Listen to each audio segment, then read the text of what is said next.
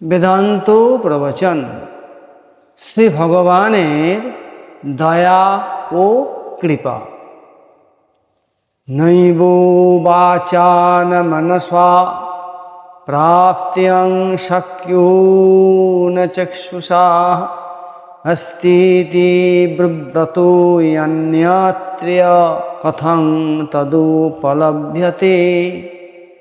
মর্মানুবাদ: পরব্রহ্ম, পরম পুরুষ, পুরুষোত্তম পরমাত্মা শ্রী ভগবান বাক্য, চক্ষু আদি বাহ্য কর্মেন্দ্রিয়ের অগোচর, অর্থাৎ এমনকি মন এবং বুদ্ধিরূপ অন্তঃকরণের দ্বারাও তাকে পাওয়া যায় না, কারণ তিনি এদের নাগালের বাহিরে। কিন্তু তিনি আছেন, আর যার তাকে পাবার তীব্র আকাঙ্ক্ষা আছে সে তাকে অবশ্যই পায়।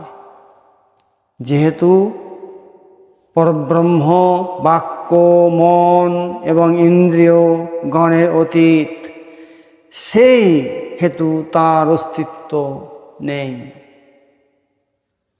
তিনি অসৎ, মিথ্যা এই ধারণায় যারা ব্রহ্মকে স্বীকার করে, তার উপর যাদের দৃঢ় বিশ্বাস নেই, তারা তাকে কিভাবে পেতে পারে? অতএব ইন্দ্রিয়, মন, বাক্য আদি সমস্ত চিত্ত বৃত্তিকে যোগাভ্যাসের দ্বারা নিরুদ্ধ করে তাকে অবশ্যই লাভ করে মানব জনম ধন্য হয়। অতএব সে ভগবানকে লাভ করার জন্য ভক্ত সাধকের দৃঢ় বিশ্বাস, তীব্র আকাঙ্ক্ষা যুক্ত নিরন্তর যোগে মগ্ন থাকা উচিত।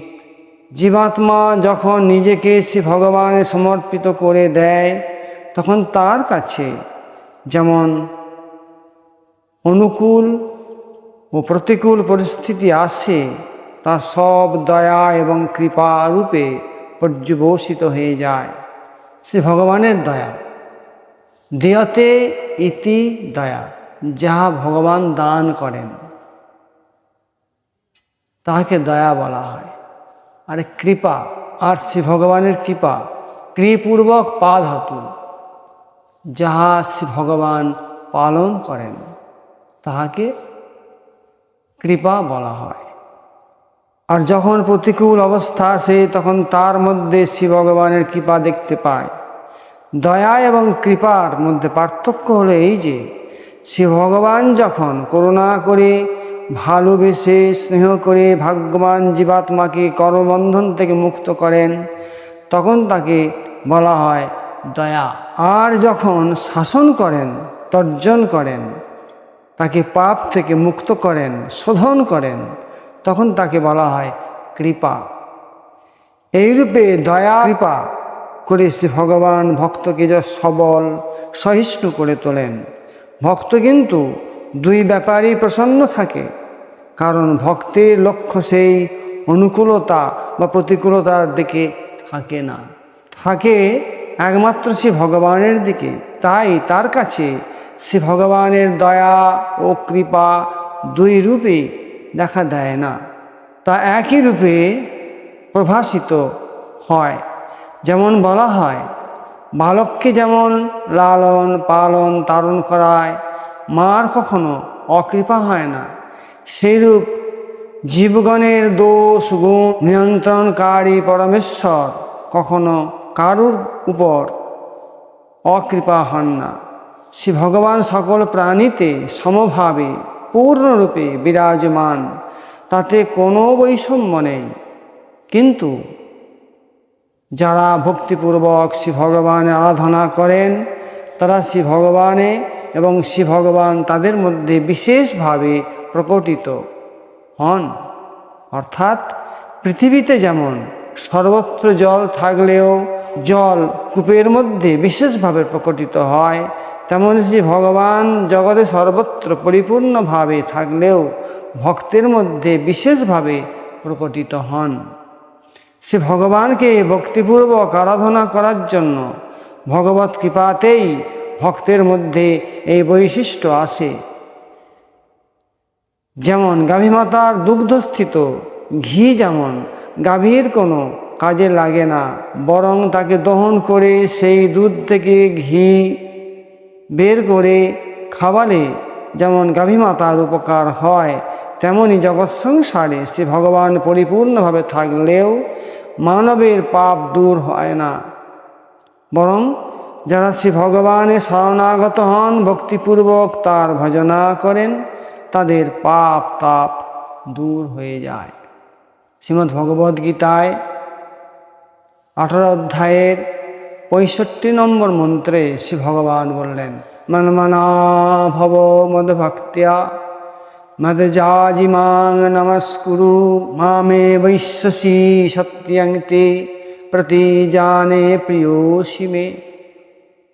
হে অর্জুন, তুমি আমার প্রতি মনযুক্ত হও, আমার ভক্ত হও, আমার পূজা করো, আমাকে নমস্কার করো। আমি সত্য প্রতিজ্ঞা করছি যে এইরূপ করলে তুমি আমাকে প্রাপ্ত হবে, কারণ তুমি আমার অত্যন্ত প্রিয়। এই শ্রী ভগবানের বাক্যটি সমগ্র মানব জাতির প্রতি বিশেষ ঔষধ সম। সাধারণ প্রাণী শ্রী ভগবানের অন্তর্গত হয়েও শ্রী ভগবানকে দেখতে পায় না, কিন্তু ভক্ত সর্বত্র তাকে দর্শন করেন। ভক্ত শ্রী ভগবানকে ভক্তি করেন, আর শ্রী ভগবান ভক্তকে করুণা দান করেন, প্রেম দান করেন। তাই ভক্ত শ্রী ভগবানে এবং শ্রী ভগবান ভক্তের মধ্যে বিরাজ করেন। এর তাৎপর্য হলো যে শ্রী ভগবানে কোনো বৈষম্য নেই, প্রাণীদের মধ্যেই বৈষম্য দেখা যায়, যার জন্য তারা শ্রী ভগবানে বিমুখ হয়ে যায়। অর্থাৎ সকল প্রাণীতে সমভাবে বিরাজমান হলেও ভক্তই শুধু শ্রী ভগবানকে অনুভব করেন, অন্য কোনো প্রাণী নয়। আসলে অনুভব করার শক্তি শ্রী ভগবান থেকেই পাওয়া যায়। মানবের শুধুমাত্র কাজ তার শরণাগত হওয়া। তাৎপর্য হলো যে শ্রী ভগবানের সকল প্রাণীতে সমান প্রকাশ ভালোবাসা, দয়া, কৃপা, একাত্মতা থাকে, কিন্তু ভক্তদের মধ্যে তা বিশেষভাবে অনুভূত হয়।